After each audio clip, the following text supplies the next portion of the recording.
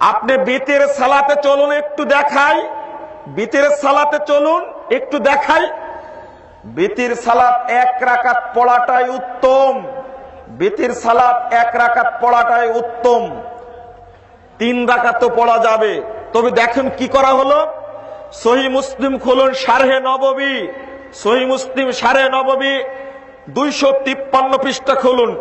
সেখানে উল্লেখ করা হয়েছে ইমাম আবু হানিফার বক্তব্য দ্বারা, আবু হানিফার বক্তব্য দ্বারা বলা হয়েছে 1 রাকাত নামে কোনো সালাত নেই, আর 1 রাকাত সালাত পড়লে হবে না, ইমাম আবু হানিফার নামে উল্লেখ করা হলো।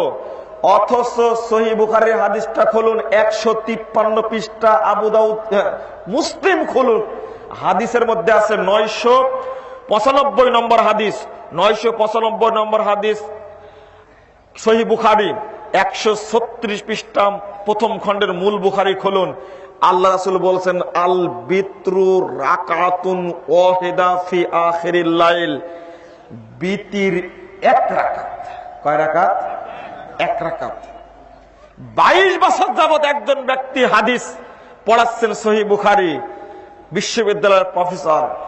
যখন এই হাদিসটা বলা হলো যে বুখারীতে 1 রাকাত তারাবির হাদিস, 1 রাকাত বিতরের হাদিস আছে, তখন বলছে যে না, বিতরের 1 রাকাতের হাদিস বুখারীতে নাই, আমি 22 বছর যাবত পড়াচ্ছি।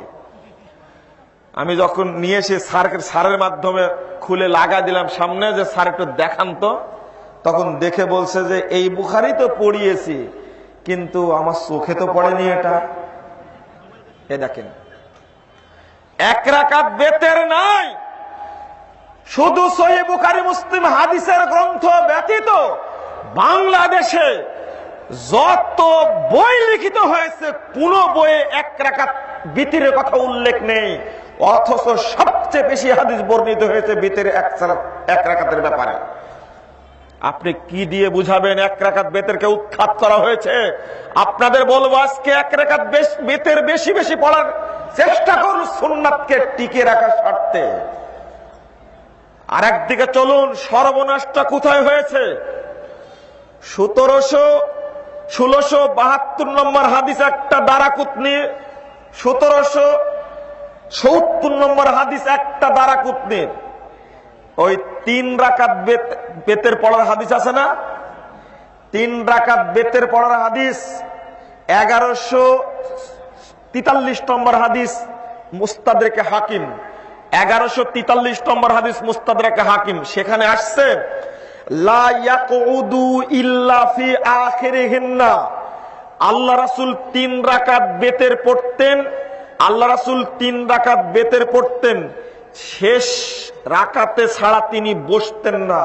বন্ধুরা আমার এটা বুঝতে হবে, আপনারা বিষয় দিয়েছেন জাল হাদিসের কবলে রাসূলুল্লাহ সাল্লাল্লাহু আলাইহি ওয়াসাল্লাম বুঝানোর জন্য, আমি বুঝানোর চেষ্টা করছি, একটু মনোযোগ দিন তো।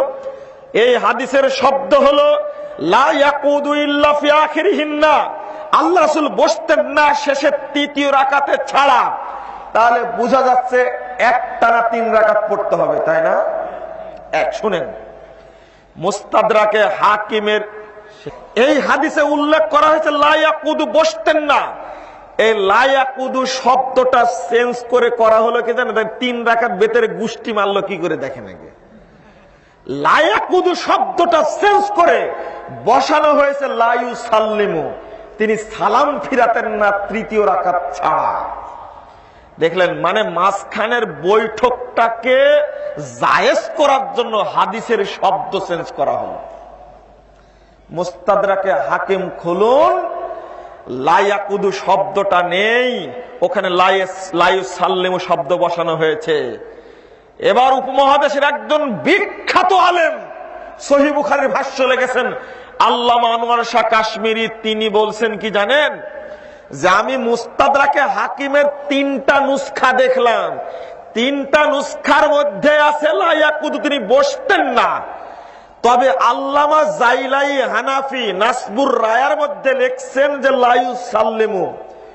এবার তিনি সমাধান দিচ্ছেন, নাসবুর রায়ার লেখক যেহেতু বিচক্ষণ লেখক, অতএব লা ইউসাল্লিমুটাই সঠিক, লা ইয়াকুদুটাই ভুল। যিনি হাদিসের বর্ণনাকারী তিনি উল্লেখ করেছেন লা ইয়াকুদু, আর ওই লেখকের 800 বছর পরে তিনি যেটা উল্লেখ করলেন ভুলটা, ওইটাই হলো তার কাছে সঠিক। এই আলোচনা কিভাবে বুঝাবো আপনাকে? একটানা 3 রাকাত বেতের পড়তে হবে, মাঝখানে বসার হাদিসটি একদিকে আলেমরা জাল করেছে, আর একদিকে 1670 নম্বর হাদিসটিকে ইমাম দারাকুতনি নিজেই বর্ণনা করে নিজেই জয়ীফ বলেছেন।